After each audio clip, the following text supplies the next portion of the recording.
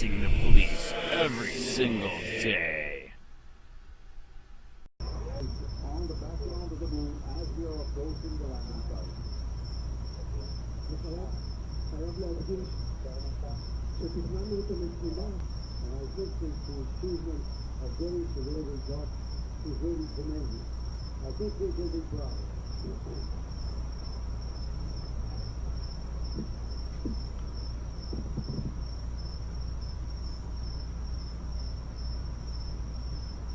Mr. President, please be proud.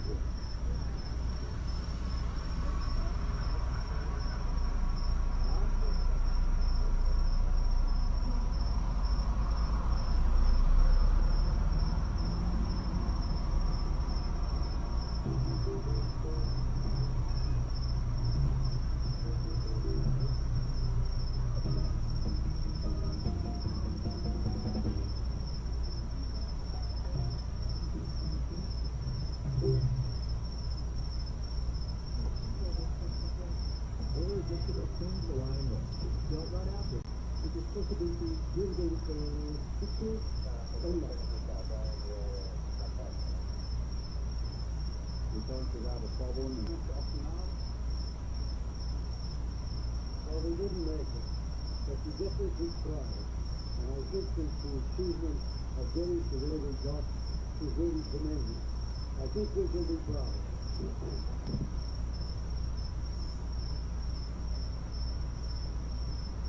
Mr. President, please be proud.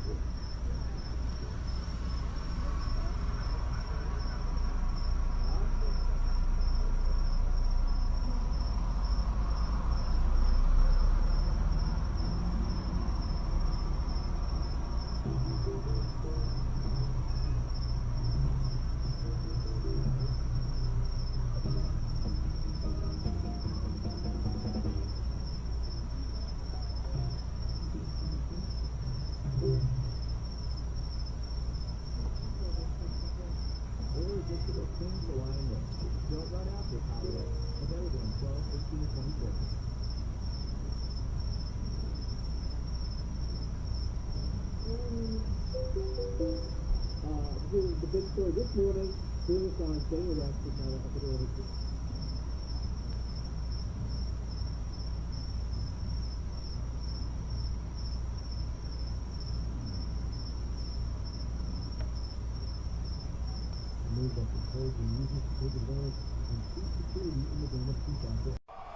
Copwatch, policing the police every single day. Hey, Shower County, this is Shower County Copwatch, and we got to do a story on this. As you know, we've been doing a story on this for many weeks. I think we're almost up to 2 months that we found out. First, it started with the Shower County Sheriff's Office has an illegal list of gun owners, and they're getting it. They're data mining it illegally from the from the pawn list. Anybody that goes to Florida that pawns anything literally gives them their whole life story, all the information on them. And they wrote that statute in 1995 because it can, everybody goes to pawn shops, a criminal, which is bullshit. And I think they did that on purpose to do what they're doing today, illegal data mining. 2004, Lindsay Harrington and Mary Ann Hammer from the NRA wrote a bill in 2004, 790.335. That they cannot do this. They can only get the gun and the serial number to see if it's hot, and they because they were data mining the shit out of that list. You have committed no crime, and you were put on a list that you sold a gun or you pawned a gun, and so that must make you a criminal. Wow. So then they made 790.335. They made it a third-degree felony, $5 million fine, and you have the right to redress. You can sue them. And it says in that statute twice, only the gun and the serial number. Okay, so it finally made it into, 2 months later, it finally made it into the paper. And isn't that weird? The sheriff says, we're not breaking the law. We don't got illegal list. You fucking liar. Jesus Christ. The first list that we found my friend on It was from 2013. Jesus Christ, how many other lists are there that we do not know about? Then we found out I was fishing for who else has got a list, so I started sending it out statewide to the sheriffs and the police. Bing, Northport Police. Here, Chris doesn't even live in Northport, and he's on their list. In fact, he's on their list twice, and for 2 different lists. It's insane. So Northport has lists from 2013, 2015. And then we find out Sarasota gave us their list completely unredacted. It is outrageous, man. That was 9 pages, 120 names, just because people sold a gun or pawned a gun. And that was like just from the past month. It was outrageous.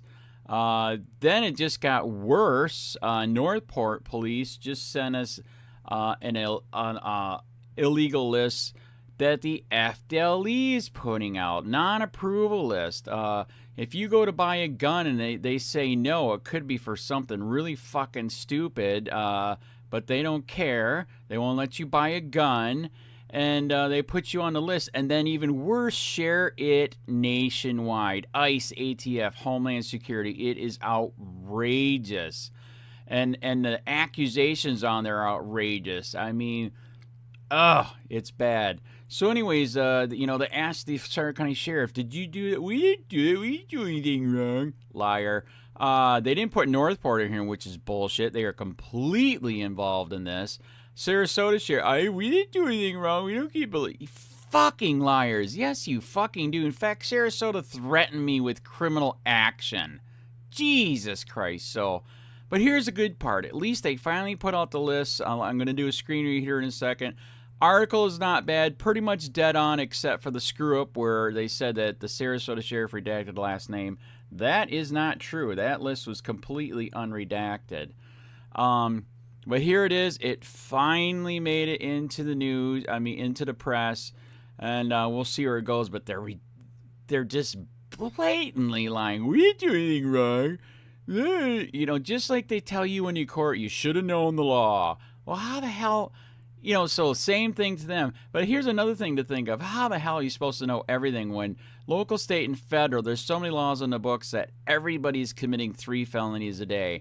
But guess what? When it comes to the cops, you better fucking know the law because you're supposed to be the goddamn law. And they know that they're violating it. They didn't give a shit. They put 3rd-degree felony in their $5 million fine to put the fear of God in them. And they said, fuck you, we are God. Remember what our founding fathers said, take a goddamn country back before it's too late. And this is a big sign it's getting to be too late, sheeple.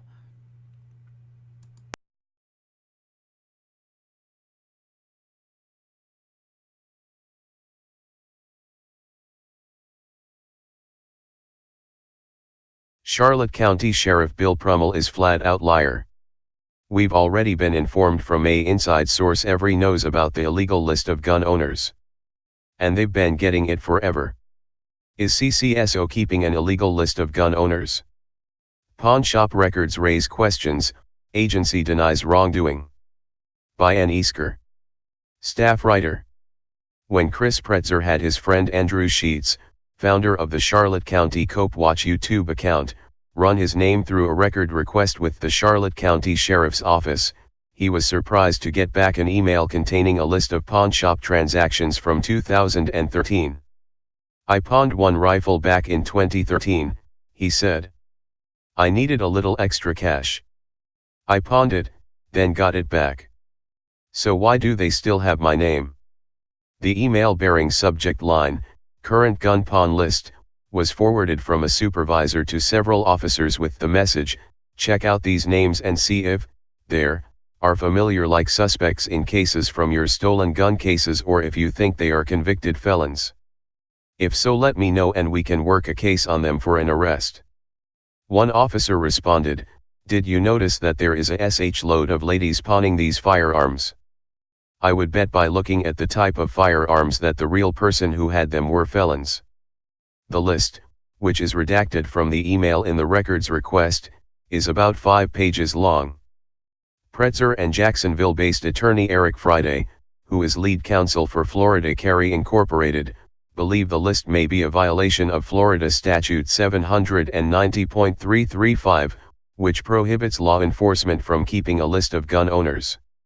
The law states, a list, record, or registry of legally owned firearms or law-abiding firearm owners is not a law enforcement tool and can become an instrument for profiling, harassing, or abusing law-abiding citizens based on their choice to own a firearm and exercise their Second Amendment right to keep and bear arms as guaranteed under the United States Constitution. Further, such a list, record, or registry has the potential to fall into the wrong hands and become a shopping list for thieves. Second-hand dealers and pawnbrokers may electronically submit firearm transaction records to law enforcement agencies, but those agencies may not electronically submit such records to any other person or entity and must destroy such records within 60 days after receipt of such records. According to CCSO spokesperson Katie Heck, the agency does not keep a list. Pawn shops are required to report transactions to the online database Finder PawnWeb, and the agency has access to it for investigative purposes, she said in an email. But Friday insists the emailed list is, if not a violation of the letter of the law, certainly a violation of the spirit of the law. By searching a person's name, they were able to go back and find out about certain guns that person had previously owned and had pawned and picked back up 6 years later, Friday said. 6 years and 60 days don't seem to jive to me. He also believes the agency should only be getting only a gun's make, model, and serial number from pawn shops to check if it's stolen, not the owner's name or any other personal information. A violation of the statute is a third-degree felony, and any government entity who has compiled a list, record, or registry may be fined up to $5 million. Criminal complaints should be investigated by the state attorney, and the fines may be brought in a civil action by the Attorney General, according to the statute. Lindsey Harrington, who sponsored the bill as a state representative in 2005, said at the time, the Broward County Sheriff's Office was maintaining a list and using it when an officer went into a neighborhood so they would know which citizens had weapons. They were taking this evidence they had collected and maintaining a registry, he said. You can't do that. We made sure it was law in the state of Florida, and it passed. Harrington said as he understands it, law enforcement can inquire from the Department of Agriculture whether a person has a concealed weapons permit, but they can't hold onto the information. Let's say there's a warrant out for the arrest of Joe Smith, and they're going to Joe Smith's residence, they can inquire if Joe Smith has a weapons permit, but that's it, he said. They can't put him down on a list and they can't keep adding names to the list. Pretzer said since the issue has been brought to the attention of the sheriff's office, he's been unable to buy a gun due to a false charge showing up on his background check. He also stated information about his concealed weapon license had been sent to several law enforcement agencies throughout the state. He fears retaliation for bringing the issue to light. I'm in fear right now, he said. I'm in fear for my own personal safety and my family because of this gun list. It's nerve-wracking because you just don't know what's going on. He and Sheets said they also have concerns about other agencies based on additional records requests, including the Sarasota County Sheriff's Office and the Florida Department of Law Enforcement. Sheets provided a list he said he got from SCSO which includes the names of people who have pawned guns in addition to the make, model, and serial number. Only the last names were redacted. However, SCSO spokesperson Caitlin Pura said the agency does not receive or keep any list of pawn shop transactions and only rarely accesses the Finder database. Detectives have the ability to view that information and may access it if needed on a case-by-case basis, Pura said. Any information obtained would be destroyed within 60 days pursuant to the Florida Pawnbroking Act. Friday would not comment on what action he plans to take but stated his firm was aware of the situation and extremely concerned by the information they've found. We are not supposed to have records of gun owners in this country and especially not in this state, he said. Hey Charlotte County, this is Charlotte County Copwatch. I am using any video here with under fair use if you have criticism, reporting, teaching, etc. And please donate. I do not make money from YouTube. And there are different ways to donate in the video links. Thanks.